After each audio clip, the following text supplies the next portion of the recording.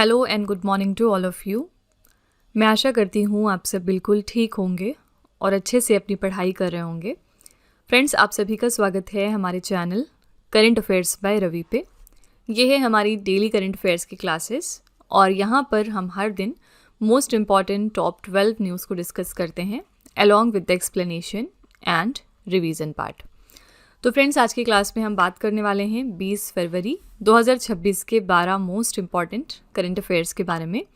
इनमें से अगर आप किसी भी एग्ज़ाम की प्रिपरेशन कर रहे हैं तो ये जो हमारे करंट अफेयर्स के सेशंस हैं ये आपको बहुत हेल्प करेंगे आपके एग्ज़ाम्स में। इन केस अगर आप पहली बार हमारे चैनल को विजिट कर रहे हैं तो ये हमारे स्टूडेंट्स का फीडबैक है, एक बार आप रिव्यू करिएगा। यहाँ पर आप देख सकते हैं कि बहुत सारे बच्चों को फ़ायदा पहुँचा है हमारी इन क्लासेस से, तो आप ज़रूर कंसिडर करिएगा एक बार हमारे इस चैनल को और कम से कम 10 दिन का ट्रायल देकर देखिए। फिर आपको खुद रियलाइज़ होगा कि किस तरह से करंट अफेयर्स में जो आपका स्कोर है वो इम्प्रूव होता जाएगा, इस पर जो आपकी पकड़ है वो मजबूत होती जाएगी। ठीक है, तो फ्रेंड्स, जैसे कि आप जानते हैं कि इन सभी पेपर्स में जो एक कॉमन सब्जेक्ट है वो है करंट अफेयर्स, और बिना इसकी प्रिपरेशन किए आपके लिए बहुत मुश्किल हो जाएगा इन पेपर्स को निकालना। और अगर आपके in future back to back बहुत सारे एग्जाम्स हैं तो प्लीज़ आप करंट अफेयर्स को अच्छे से पढ़िए, क्योंकि ये एक ऐसा टॉपिक है जिसमें आप थोड़ी मेहनत करेंगे तो ये आपको सारे पेपर्स में हेल्प करेगा, फ़ायदा पहुंचाएगा। ठीक है, तो फ्रेंड्स, विद दिस नोट चलिए हम आज की अपनी क्लास स्टार्ट कर लेते हैं। सबसे पहले हम शुरुआत करते हैं क्विक रिवीजन के साथ, यानी कि हमने एक दिन पहले जो टॉप 12 करंट अफेयर्स किए होते हैं उनको यहाँ पर हम दोबारा से वन लाइनर फॉर्मेट में रिवाइज करते हैं। तो कल का हमने पहला क्वेश्चन किया था, किस देश के राष्ट्रपति ने प्रधानमंत्री नरेंद्र मोदी जी को 52वें G7 शिखर सम्मेलन 2026 में शामिल होने का निमंत्रण दिया है? ये देश है फ्रांस, क्योंकि इस साल G7 के लिए होस्ट देश है फ्रांस। नेक्स्ट है, भारत की पहली अंडर वाटर जुड़वा ट्यूब सड़क और रेल सुरंग का निर्माण किस नदी के नीचे किया जाएगा? तो ब्रह्मपुत्र नदी के नीचे, जो कि असम में लोकेटेड है। अगला है, BBC Indian sports women of the year 2025 का खिताब किसने जीत लिया है? तो ये हैं very famous Smriti Mandhana. BBC emerging player of the year का खिताब मिला है दिव्या देशमुख को, जो कि चेस से रिलेटेड है। अगला है, राष्ट्रीय राजमार्गों के किनारे भारत के पहले मधुमक्खी गलियारे विकसित करने की पहल किसके द्वारा शुरू की गई है? तो भारतीय राष्ट्रीय राजमार्ग प्राधिकरण के द्वारा, यानी national highways authority of India के द्वारा। ठीक है, अगला है, PM नरेंद्र मोदी और फ्रांस के राष्ट्रपति इमैनुअल मैक्रोन ने भारत की पहली निजी क्षेत्र की एयरबस H125 हेलीकॉप्टर की अंतिम असेंबली लाइन का उद्घाटन कहाँ से कर दिया है? तो कर्नाटका के वेमगल से इसका उद्घाटन हो गया है। नेक्स्ट है, विश्व मानव विज्ञान दिवस 2026 हमने कब मनाया है? तो इस साल हमने 19 फरवरी को मनाया है, लेकिन मैंने आपको बताया था कि हर साल हम लोग 19 फरवरी को नहीं मनाते, बल्कि इसके लिए एक पर्टिकुलर क्राइटेरिया होता है। आपको बताना है कि ये दिन हम कब सेलिब्रेट करते हैं। थीम रखी हमने इस साल के लिए सेलिब्रेट, इंगेज, इंस्पायर। नेक्स्ट है, केंद्रीय मंत्री शिवराज सिंह चौहान ने किसानों के लिए AI आधारित डिजिटल सहयोगी प्लेटफॉर्म भारत विस्तार का शुभारंभ कहाँ से किया है? तो राजस्थान के जयपुर शहर से। यहाँ पर भारत विस्तार में विस्तार का फुल फॉर्म है virtually integrated system to access agricultural resources. अगला है, तेलंगाना के मुख्यमंत्री रेवंत रेड्डी ने फरवरी 2026 में बायो एशिया 2026 शिखर सम्मेलन के 23वें संस्करण का उद्घाटन कहाँ से कर दिया है? तो हैदराबाद से। और हमने थीम रखी इस साल के लिए tech bio unleashed AI automation and the revolutionary changes in life sciences. Question number 9 है, लगातार दूसरी बार प्रतिष्ठित बेलिंडा क्लार्क अवार्ड 2025 और 26 से किसे सम्मानित किया गया? तो एनेबल सदरलैंड को। नेक्स्ट है, भारत ने राफेल विमानों में इस्तेमाल होने वाले हैमर प्रेसिशन गाइडेड हथियारों के स्वदेशी उत्पादन के लिए किस देश के साथ समझौता किया है? तो फ्रांस देश के साथ। अगला है, T20 क्रिकेट के इतिहास में 700 विकेट लेने वाले दुनिया के पहले गेंदबाज कौन बन गए हैं? इनका नाम है राशिद खान। अगला है, भारत मंडपम में आयोजित इंडिया AI समिट में 2 प्रमुख राष्ट्रीय पहलों साही और बोध का शुभारंभ यहाँ पर किसने किया? तो JP नड्डा ने। साही का फुल फॉर्म यहाँ पर क्या था? Strategy for artificial intelligence in health care for India, और बोध का फुल फॉर्म था benchmarking open data platform for health artificial intelligence. ठीक है, तो फ्रेंड्स, ये हमारे टॉप 12 करंट अफेयर्स हैं कल के। अगर आप इनको डिटेल में समझना चाहते हैं, हर क्वेश्चन की डिटेलिंग जानना चाहते हैं, तो आप हमारा कल का लेक्चर ज़रूर रेफर करिएगा। वहाँ पर हमने बहुत ही अच्छे तरीके से इन क्वेश्चंस के बारे में बात की थी। चलिए, बाकी हम अब बिना आपका टाइम लेते हुए अब आज की क्लास पर आते हैं और देखते हैं कि आज के हमारे टॉप 12 करंट अफेयर्स कौन से हैं। तो फ्रेंड्स, वीडियो को कंटिन्यू करने से पहले बस यहाँ पर एक छोटी सी इन्फॉर्मेशन है आपके लिए। 2026 के लिए जो हमारी जनवरी मंथ की करंट अफेयर्स की ई बुक है वो वेबसाइट पर लॉन्च हो चुकी है और इसके अलावा अगर आपको पिछले 1 साल की करंट अफेयर्स का ई बुक चाहिए जिसमें जनवरी से लेकर दिसंबर 2025 तक के सारे इंपॉर्टेंट करंट अफेयर्स हों, तो ये वाली ब्रह्मास्त्र PDF भी आपको मिल जाएगी हमारी वेबसाइट www.ravibooks.pdf.com पर। ये छोटा सा सैम्पल है हमारी जनवरी मंथ की करंट अफेयर्स की ई बुक का। आप देख सकते हैं कि 500 से ज़्यादा प्रश्न हमने यहाँ 80 से ज़्यादा पेजेस में डिस्कस किए हैं। और हमारे हर क्वेश्चन की खासियत ये होती है कि यहाँ पर हम highlights, important point, static GK और पिक्चर्स का इस्तेमाल करते हैं ताकि आपको प्रॉपर अंडरस्टैंडिंग हो सके। साथ ही हमारी ई बुक्स डाउनलोडेबल भी हैं और प्रिंटेबल भी हैं, ठीक है। तो फ्रेंड्स, अगर आप इंटरेस्टेड हैं, अगर आप हमारी इन ई बुक्स को परचेज करना चाहते हैं तो ये वेबसाइट है, आप यहाँ पर जाकर इनको ज़रूर चेकआउट करिएगा। इसके अलावा ये है हमारा मोबाइल एप्लीकेशन जिसका नाम है रवि स्टडी ऐप। आप प्ले स्टोर पर जाकर इसको अपने फ़ोन में इंस्टॉल कर सकते हैं। इसमें आपको बहुत सारे फीचर्स मिलेंगे। साथ ही यहाँ पर करंट अफेयर्स का पेड वीडियो भी अवेलेबल है जहाँ पर जाकर आप एड फ्री हमारी वीडियो देख सकते हैं। इस कॉम्बो DCA में आपको बहुत सारी चीज़ें मिलेंगी, जैसे कि यहाँ पर एड फ्री वीडियो देख सकते हैं आप फर्स्ट ऑफ ऑल। दूसरी बात, यहाँ पर आपको 15 क्वेश्चंस का टेस्ट मिल जाएगा और साथ ही 15 क्वेश्चंस की PDF भी आपको प्रोवाइड की जाएगी। और ये जो हमारा कोर्स है इसके लिए हम आपको लाइफ टाइम वैलिडिटी भी प्रोवाइड करते हैं। तो फ्रेंड्स, इस एप्लीकेशन आज का पहला प्रश्न है, तिब्बती नववर्ष लोसार महोत्सव कहाँ पर मनाया गया है? तो लोसार फेस्टिवल जो है वैसे तो वो बहुत सारे राज्यों में मनाया जाता है। यहाँ पर ऑप्शंस हैं हिमाचल प्रदेश, लद्दाख का लेह, सिक्किम का गैंगटॉक शहर, अरुणाचल प्रदेश। करेक्ट आंसर यहाँ पर हो जाएगा उपरोक्त सभी, ठीक है। लेकिन आपको ध्यान में रखना है कि अगर ऑल ऑफ द अबव का ऑप्शन नहीं आएगा आपके एग्जाम में तो यहाँ पर करेक्ट आंसर आप मार्क करिएगा लेह लद्दाख, ठीक है। तो लोसार फेस्टिवल प्राइमरीली तो लद्दाख में मनाया जाता है, लेकिन यहाँ पर जितने भी ऑप्शन दिए गए हैं इन सारे राज्यों में लोसार फेस्टिवल को हम मनाते हैं। तो लोसार महोत्सव तिब्बती बौद्ध धर्म का सबसे महत्वपूर्ण नववर्ष उत्सव है जो मुख्य रूप से लद्दाख, अरुणाचल प्रदेश, सिक्किम और धर्मशाला में मनाया जाता है। ये भी चीज़ याद रखिएगा कि किस रिलीजन से रिलेटेड है आपका लोसार महोत्सव, तो बुद्धिज्म रिलीजन से, ठीक है। 15 दिनों तक चलने वाले इस त्यौहार में पारंपरिक नृत्य, संगीत और भव्य दावतों का आयोजन होता है जो बुराई पर अच्छाई की जीत और अच्छी फसल का प्रतीक है, ठीक है। तो आपको ध्यान में रखना है कि लोसार फेस्टिवल वैसे तो प्राइमरीली लद्दाख का त्यौहार है, लेकिन ये इन सारे राज्यों में भी मनाया जाता है। करेक्ट आंसर है यहाँ पर E option, all of the above, ठीक है। यहाँ पर अरुणाचल प्रदेश भी ऑप्शन में है और यहाँ पर भी एक बहुत ही फेमस त्यौहार मनाया जाता है और इसका नाम है पक्के पागा हॉर्नबिल फेस्टिवल। बहुत बार मैंने आपको रिवाइज करवाया हुआ है और बार बार क्यों रिवाइज कराते हैं, क्योंकि ये क्वेश्चन पता नहीं क्यों लेकिन SSC का बहुत ही फेवरेट क्वेश्चन है, ठीक है। तो पक्के पागा हॉर्नबिल फेस्टिवल जो है वो अरुणाचल प्रदेश का है और मैंने आपको बताया था कि अगर सिर्फ हॉर्नबिल लिखा होगा तो ये फेस्टिवल कहाँ मनाते हैं, नागालैंड राज्य में, ठीक है। तो हॉर्नबिल अगर अकेले लिखा है तो नागालैंड का त्यौहार है, अगर आगे पक्के पागा लगा देंगे आप तो फिर वो अरुणाचल प्रदेश का त्यौहार बन जाएगा, ठीक है। यहाँ पर हमने बात करी फ्रेंड्स फेस्टिवल की, तो चलिए हम महोत्सव थोड़े से रिवाइज कर लेते हैं। यहाँ पर सम्मक्का सरलम्मा जत्रा जो अभी हाल ही में मनाया गया है, ये कहाँ पर मनाया जाता है, तेलंगाना में। जल्लीकट्टू महोत्सव है तमिलनाडु का। बागुरुम्बा लोक नृत्य है असम का। बस्तर पंडुम छत्तीसगढ़ का। मकर विलक्कू महोत्सव केरल में मनाया गया अभी जनवरी में। बोड़ा त्यौहार है हिमाचल प्रदेश का। स्पितुक गुस्टोर त्यौहार लद्दाख का है। नागोबा जत्रा तेलंगाना में मनाया जाता है। रुसोमा संतरा महोत्सव है नागालैंड के कोहिमा का। सोमनाथ स्वाभिमान पर्व होता है गुजरात में। पोंगल उत्सव तमिलनाडु का है। हेरात पोष महोत्सव जम्मू कश्मीर में मनाते हैं।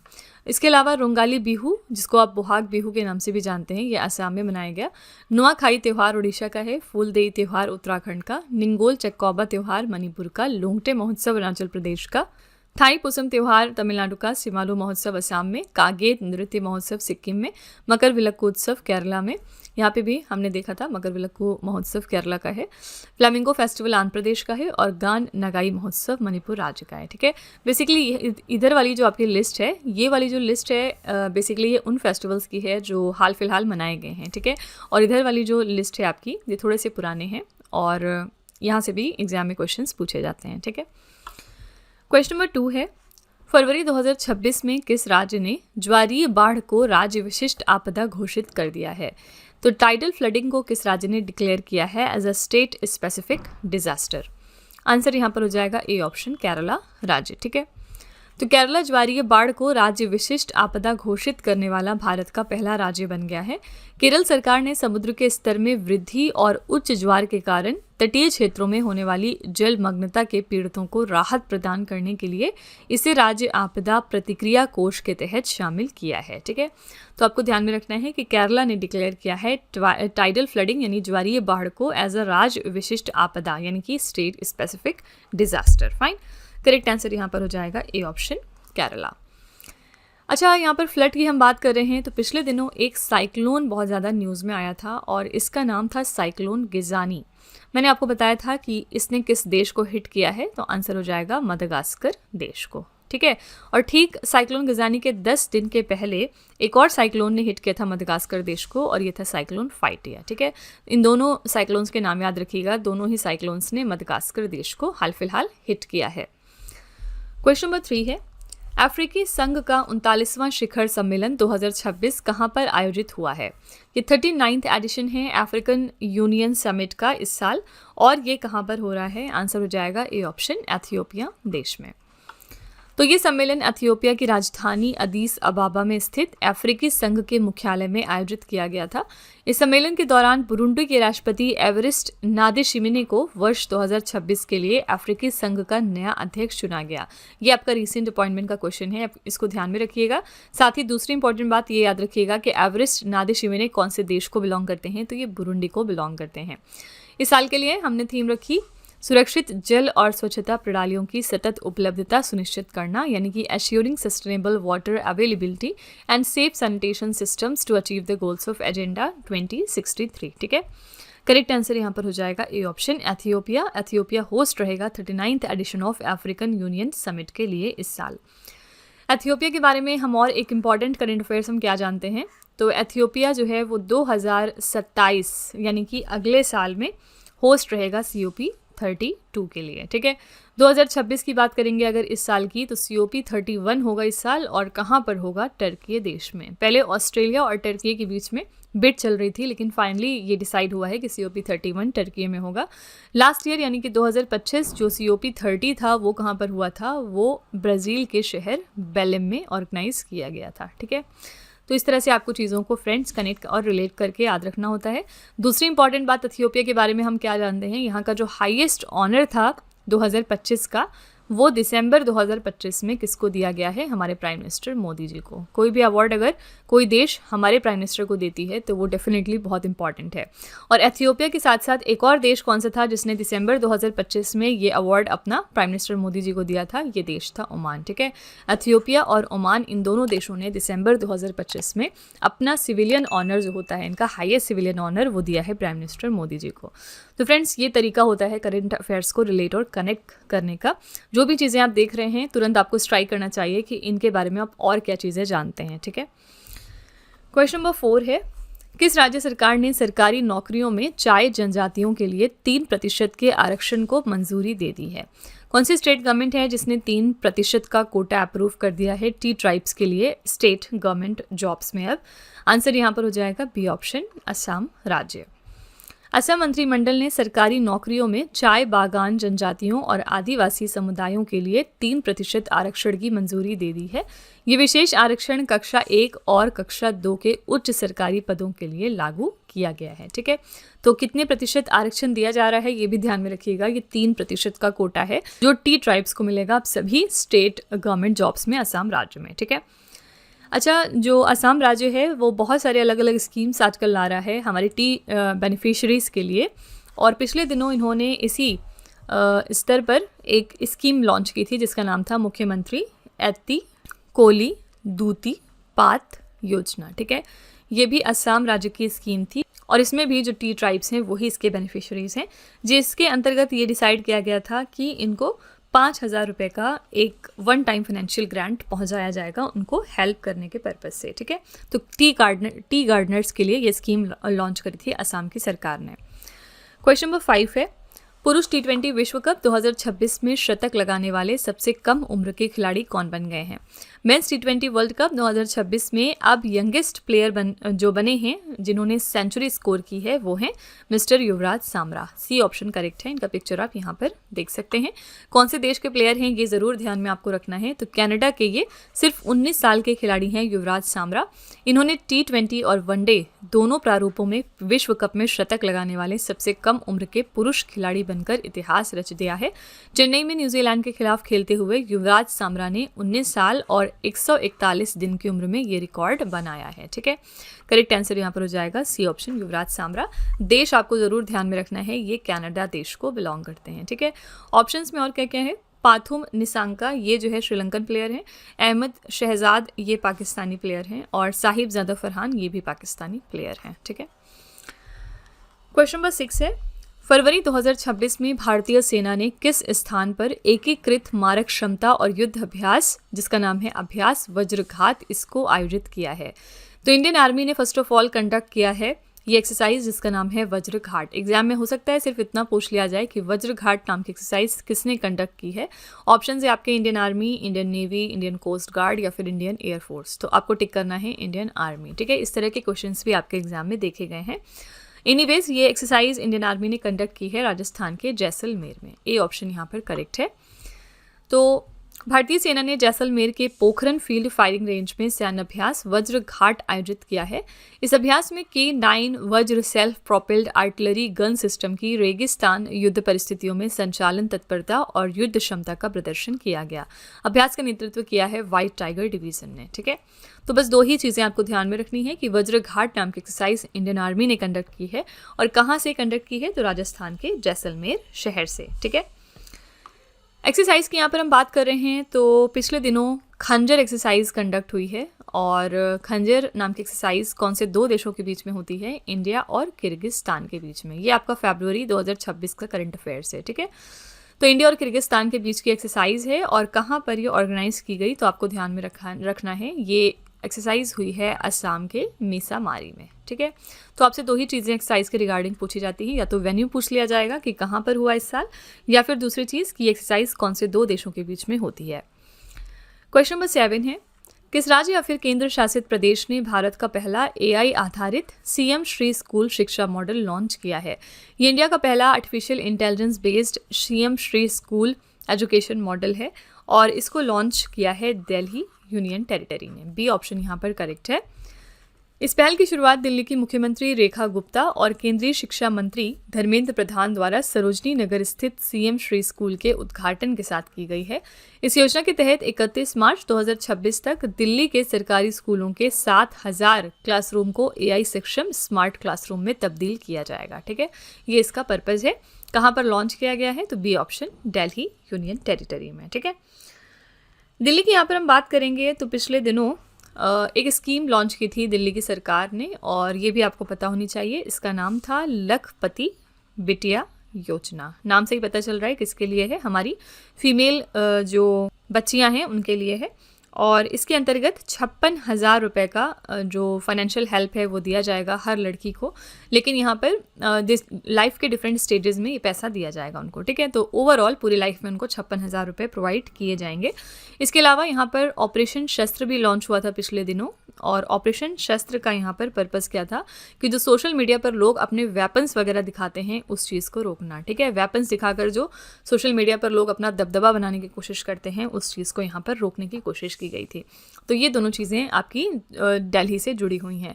यहाँ पर हमने बात करी है लखपति बिटिया योजना की, लेकिन एक और स्कीम है जिसका नाम है लाडली बहना योजना। तो आपको कंफ्यूज बिल्कुल नहीं करना है, दोनों अलग अलग राज्यों की स्कीम है। लखपति बिटिया योजना आपकी दिल्ली की है और लाडली बहना योजना जो है वो आपकी मध्य प्रदेश की एक बहुत ही पुरानी स्कीम है। ठीक है, बहुत रिसेंटली ये नहीं लॉन्च की गई है। क्वेश्चन नंबर 8 है, ग्लोबल टेक हब बनने के लिए भारत की पहली ग्राफीन नीति किस राज्य ने लॉन्च की है? इंडिया की ये पहली ग्राफीन पॉलिसी है जिसको लॉन्च किया है केरला की सरकार ने ग्लोबल टेक हब अपने आप को बनाने के लिए। तो भारत की पहली व्यापक ग्राफीन पॉलिसी केरल सरकार द्वारा लॉन्च की गई है। इस नीति का मुख्य उद्देश्य क्या है? राज्य को ग्राफीन अनुसंधान, विकास और विनिर्माण के वैश्विक केंद्र के रूप में स्थापित करना, जिसके लिए पलक्कड़ केरल में एक औद्योगिक पार्क की योजना भी बनाई गई है। ठीक है, तो ये इंडिया की पहली ऐसी ग्राफीन पॉलिसी है जिसके अंतर्गत ग्राफीन इनोवेशन सेंटर डेवलप होगा केरला राज्य में। फाइन। केरला तो बहुत सारे मामलों में इंडिया में फर्स्ट पर है, मैंने आपको एक दिन लिस्ट भी बताई थी। यहाँ पर एक बार क्विकली रिवाइज कर लेते हैं एक दो पॉइंट्स।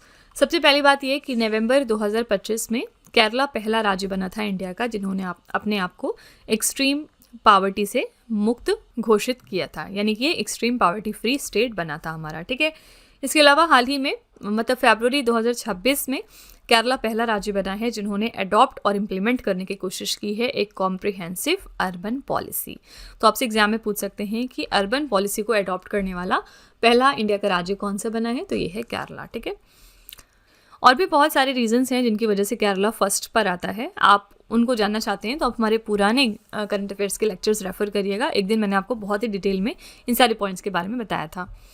क्वेश्चन नंबर 9 है, किस देश ने मेटा के स्वामित्व वाले मैसेजिंग एप्लीकेशन व्हाट्सएप को पूरी तरह ब्लॉक करने का आदेश दिया है? व्हाट्सएप जो मैसेजिंग एप्लीकेशन है मेटा का, इसको फाइनली कंप्लीट तरीके से बैन किया जा रहा है रशिया देश में। बी ऑप्शन यहाँ पर करेक्ट हो जाएगा। तो रूस ने लोकप्रिय मैसेजिंग प्लेटफॉर्म व्हाट्सएप को देश में ब्लॉक कर दिया है। ये निर्णय फरवरी 2026 के मध्य में लिया गया जिसका उद्देश्य है रूसी नागरिकों को विदेशी ऐप से हटाकर सरकार समर्थित मैक्स ऐप का उपयोग करने के लिए प्रेरित करना। ठीक है। तो याद रखिएगा ये बात भी कि व्हाट्सएप को ये किस एप्लीकेशन से रिप्लेस कर रहे हैं, तो मैक्स एप्लीकेशन से। ठीक है। यहाँ पर बी ऑप्शन आपका करेक्ट हो जाएगा, रशिया। फ्रेंड्स, यहाँ पर हमने बात करी है रशिया देश की, तो चलिए हम यहाँ के थोड़े से स्टैटिक जीके और लोकेशन देख लेते हैं। यहाँ पर आप देख सकते हैं कि ये जो जगह है, ये जो आपका ऑरेंज वाला पार्ट है, ये आपका रशियन फेडरेशन है। इंडिया यहाँ पर लोकेटेड है, साथ ही आपका इंडियन ओशन है। और यहाँ पर आप देख सकते हैं कजाकिस्तान के साथ ही अपनी बाउंड्री शेयर कर रहा है, मंगोलिया देश के साथ भी इसकी बाउंड्री है, और भी चीज़ें आप इस मैप में देख सकते हैं। फ्रेंड्स, यहाँ पर थोड़ी सी स्टैटिक जीके देखेंगे तो इसकी राजधानी है मॉस्को, मुद्रा चलती है रूसी रूबल। महाद्वीप यानी कहाँ पर स्थित है, यूरोप और एशिया महाद्वीप में स्थित है। रशिया जो है असल में वो यूरोप और एशिया दोनों ही महाद्वीप पर स्थित है। इसका जो 75% का लैंड मास है वो एशिया में लाई करता है, लेकिन इसकी जो 75% की पॉपुलेशन है वो ज़्यादातर यूरोपियन पोर्शन में रहती है। ठीक है। तो दोनों ही महाद्वीप में ये स्थित है। प्रधानमंत्री यहाँ पर है मिखाइल मिशुस्टिन, राष्ट्रपति हैं व्लादिमीर पुतिन। क्षेत्रफल की दृष्टि से विश्व का सबसे बड़ा देश है। रूस की संसद का नाम है ड्यूमा। कौन सा जल डमरू मध्य रूस और अलास्का को अलग करता है, तो ये है बेरिंग जल डमरू मध्य। और रूस जो है यूक्रेन संघर्ष क्षेत्र से भारतीय नागरिकों को निकालने के लिए भारत द्वारा शुरू किए गए ऑपरेशन का नाम रखा गया था ऑपरेशन गंगा। जैसे कि हम जानते हैं कि रशिया यूक्रेन की काफ़ी सालों से वॉर चल रही है, जिसके बाद जो भी इंडियन सिटीजन्स वहाँ पर फंसे हुए थे उनको इंडिया सेफली लाने के लिए इंडियन गवर्नमेंट ने लॉन्च किया था ऑपरेशन गंगा। विश्व की सबसे गहरी झील जो है वो रूस में स्थित है, इसका नाम है बैकाल झील। रूसी क्रांति को किस रूप में जाना जाता है, बोल्शेविक क्रांति जो 1917 में शुरू हुई थी। कौन सी नदी रूस और चीन के बीच में सीमा बनाती है, तो ये है आमूर नदी। ठीक है। तो फ्रेंड्स, ये थोड़ा सा स्टैटिक जीके हो गया आपका रशिया के बारे में। क्वेश्चन नंबर 10 है, भारत के विकास में खास योगदान देने वाले लोगों को सम्मानित करने के लिए भव्य भारत भूषण अवार्ड किस संस्था ने शुरू किया है? भव्य भारत भूषण अवार्ड जो है इसकी शुरुआत करी है ईशा फाउंडेशन ने। पर्पस क्या है, उन इंडिविजुअल्स को ऑनर करना जिन्होंने अपना सिग्निफिकेंट कंट्रीब्यूशन दिया है इंडिया के डेवलपमेंट में। तो केंद्रीय मंत्री राजनाथ सिंह और आध्यात्मिक गुरु सदगुरु जग्गी वासुदेव ने भव्य भारत भूषण पुरस्कार की शुरुआत कर दी है। ये राष्ट्रीय सम्मान भारत के विकास और समृद्धि में असाधारण योगदान देने वाले व्यक्तियों को दिया जाएगा।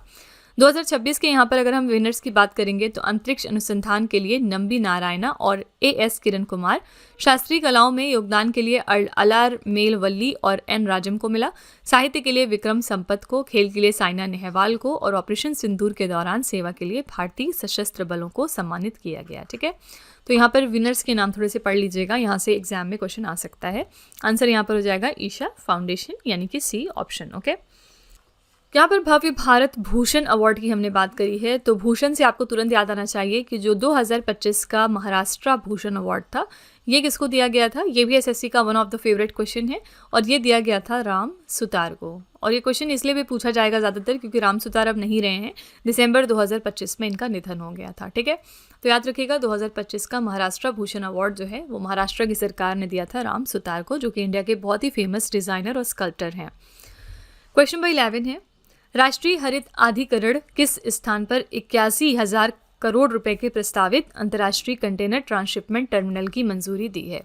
तो नेशनल ग्रीन ट्राइब्यूनल ने अप्रूव किया है 81,000 करोड़ रुपीस का इंटरनेशनल कंटेनर ट्रांसशिपमेंट टर्मिनल। कहाँ पर? आंसर हो जाएगा ए ऑप्शन, ग्रेट निकोबार पर। ठीक है, तो राष्ट्रीय हरित अधिकरण ने अंडमान और निकोबार द्वीप समूह के ग्रेट निकोबार द्वीप में गैलिथिया बे में प्रस्तावित 81,000 करोड़ रुपए के अंतर्राष्ट्रीय कंटेनर ट्रांसशिपमेंट टर्मिनल की मंजूरी दे दी है। ये परियोजना 166 वर्ग किलोमीटर से अधिक में फैली है। इसका लक्ष्य दुनिया के सबसे बड़े मालवाहक जहाजों को संभालने के लिए एक अंतर्राष्ट्रीय कंटेनर ट्रांसशिपमेंट टर्मिनल विकसित करना है। ठीक है, करेक्ट आंसर यहाँ पर हो जाएगा A option, great Nicobar. Okay, national green tribunal की यहाँ पर बात करेंगे तो ये कब फॉर्म हुई थी बॉडी? 2010 में अंडर द एनजीटी एक्ट। ठीक है, आज का आखिरी प्रश्न है, प्रधानमंत्री नरेंद्र मोदी और फ्रांस के राष्ट्रपति इमैनुअल मैक्रोन ने किस वर्ष को भारत फ्रांस इनोवेशन वर्ष के रूप में घोषित किया है? Very important question. तो कौन से साल डेजिग्नेट हुआ है as the India France year of innovation? Answer हो जाएगा सी ऑप्शन, 2026, यानी कि चलने वाला साल। ठीक है, तो प्रधानमंत्री मोदी और फ्रांस के राष्ट्रपति इमैनुअल मैक्रोन ने वर्ष 2026 को भारत फ्रांस इनोवेशन वर्ष के रूप में घोषित किया है। ये घोषणा दोनों देशों के बीच रणनीतिक साझेदारी, तकनीक, स्टार्टअप्स और कृत्रिम बुद्धिमत्ता में सहयोग को बढ़ावा देने के लिए की गई है। ठीक है, तो ध्यान में बस इतना रखिएगा कि India France year of innovation है 2026। इसी तरह से यूनाइटेड नेशंस ने 2026 को डिक्लेयर किया है as the international year of women farmer. ठीक है, जो हमारी वुमेन किसान हैं उनको ऑनर करने के लिए, तो international year of women farmer भी है 2026। फाइन। तो फ्रेंड्स, ये थे आज के हमारे top 12 current affairs. I really hope कि आपको ये हमारी क्लास पसंद आई होगी और आपने हर क्वेश्चन को अच्छे से समझ लिया होगा। चलिए फिर आपके टेस्ट पर चलते हैं। लास्ट में हम आपके लिए 3 क्वेश्चन का एक छोटा सा टेस्ट रखते हैं ताकि आप खुद को एनालाइज कर सकें। आज का पहला प्रश्न है आपके लिए, फरवरी 2026 में किस राज्य ने ज्वारीय बाढ़ को राज्य विशिष्ट आपदा घोषित किया है? दूसरा प्रश्न है, किस देश ने मेटा के स्वामित्व वाले मैसेजिंग ऐप व्हाट्सएप को पूरी तरह ब्लॉक करने का आदेश दे दिया है? और तीसरा प्रश्न है, प्रधानमंत्री मोदी जी और फ्रांस के राष्ट्रपति इमैनुअल मैक्रोन ने किस वर्ष को भारत फ्रांस इनोवेशन वर्ष के रूप में घोषित किया है? तो फ्रेंड्स, ये 3 क्वेश्चंस आपके लिए हैं एज अ होमवर्क। इनका जवाब आपको कमेंट में जाके लिखना है। और इसी के साथ हमारी क्लास यहाँ पर एंड होती है। मैं पूरी उम्मीद करती हूँ कि आपको ये हमारी क्लास पसंद आई होगी। आप अपना फीडबैक कमेंट में ज़रूर लिखिएगा इस क्लास के रिगार्डिंग। और इन केस आपको अगर लगता है कि ये सारे क्वेश्चंस आपको कहीं ना कहीं दिख रहे हैं आपके मॉक टेस्ट या एग्जाम्स में, तो प्लीज़ एक छोटा सा रिव्यू ज़रूर डाल दीजिएगा हमारे कमेंट सेक्शन में, जिससे कि जो हमारे दूसरे व्यूअर्स हैं उन्हें भी हमारे ऊपर ट्रस्ट करने में आसानी हो सके। ठीक है, तो फ्रेंड्स, इसी तरह के बेस्ट क्वालिटी कंटेंट और अच्छी प्रिपरेशन के लिए आप हमारे चैनल के साथ जुड़े रहिए। मिलते हैं अगली क्लास में एक और इम्पॉर्टेंट टॉपिक के साथ। Till then stay tuned. Thank you so much for watching. Also don't forget to like, share and subscribe our channel. तो फ्रेंड्स, वीडियो को एंड करने से पहले बस यहाँ पर एक छोटी सी इन्फॉर्मेशन है आपके लिए। 2026 के लिए जो हमारी जनवरी मंथ की करंट अफेयर्स की ई बुक है वो वेबसाइट पर लॉन्च हो चुकी है। और इसके अलावा अगर आपको पिछले 1 साल की करंट अफेयर्स का ई बुक चाहिए, जिसमें जनवरी से लेके दिसंबर 2025 तक के सारे इंपॉर्टेंट करंट अफेयर्स हों, तो ये वाली ब्रह्मास्त्र PDF भी आपको मिल जाएगी हमारी वेबसाइट www.ravibooks.pdf.com पर। ये छोटा सा सैम्पल है हमारी जनवरी मंथ की करंट अफेयर्स की ई बुक का। आप देख सकते हैं 500 से ज़्यादा क्वेश्चंस हमने डिस्कस किए हैं कुल 80 से ज़्यादा पेजेस में। और हमारी हर क्वेश्चन की खासियत क्या है कि यहाँ पर हम highlights, important point, static GK और पिक्चर्स का इस्तेमाल करते हैं ताकि आपको प्रॉपर अंडरस्टैंडिंग हो सके।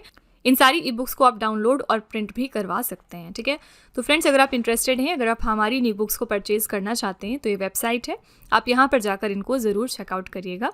इसके अलावा ये है हमारा मोबाइल एप्लीकेशन जिसका नाम है रवि स्टडी ऐप। आप इसको भी प्ले स्टोर पर जाकर अपने फ़ोन में इंस्टॉल कर सकते हैं। इसमें आपको बहुत सारे अलग अलग फीचर्स मिलेंगे। साथ ही यहाँ पर करंट अफेयर्स का पेड वीडियो भी अवेलेबल है, जहाँ पर जाकर आप हमारी वीडियो को बिना ऐड के देख सकते हैं। यहाँ पर आपको बहुत सारी चीज़ें मिलेंगी इस कॉम्बो DCA में, जैसे कि यहाँ पर आप वीडियो देख सकते हैं first of all ad free. दूसरी चीज़, यहाँ पर आपको 15 क्वेश्चंस का टेस्ट मिल जाएगा और यहाँ पर 15 क्वेश्चंस की आपको PDF भी मिल जाएगी, सब कुछ ऑर्गेनाइज्ड वे में।